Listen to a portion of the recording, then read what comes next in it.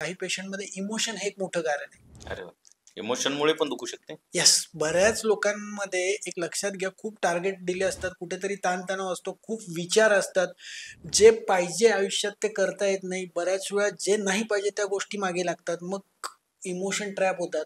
कधी कधी बऱ्याच वेळा नोकरी करायची असते, पण काही कारणास्तव नोकरी करता येत नाही. बऱ्याच महिला माझ्याकडे येतात की ज्यांना नोकरी करायची. आज सकाळीच एक महिला आली होती सदाशिव पेठेतनं, की मला नोकरी करायची पण मी घरातनं बाहेरच पडू शकत नाही.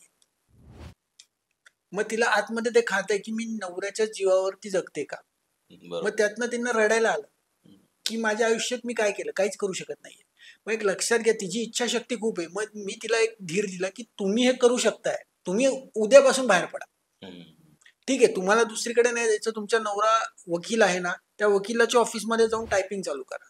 त्या वकिलाच्या ऑफिसमध्ये जाऊन तुम्ही तिथे जे काही डॉक्युमेंट चाललेत ते चेक करा. मग त्यांना आनंद झाला की अरे मी हे पण करू शकते. बरोबर. म्हणजे एक लक्षात घ्या, प्रत्येकाने प्रत्येकाचा आनंद शोधायचा आहे. तुम्हाला तुमचा आनंद जो आहे तो प्रत्येकाचा आनंद, प्रत्येकाची इच्छाशक्ती ही वेगळी आहे, प्रत्येकाचे इमोशन्स वेगळे आहेत. बऱ्याच वेळा ज्या पाहिजे नको त्या गोष्टी आपण करतो आणि ज्या हव्यात त्या गोष्टी करत नसल्यामुळे, किंवा एखादा माणूस समोरचा त्याला त्याच्यामध्ये पैसे जास्त मिळतात म्हणून तो बिझनेस उघडून बसतात आणि डिप्रेशनमध्ये लोक येतात. बरोबर.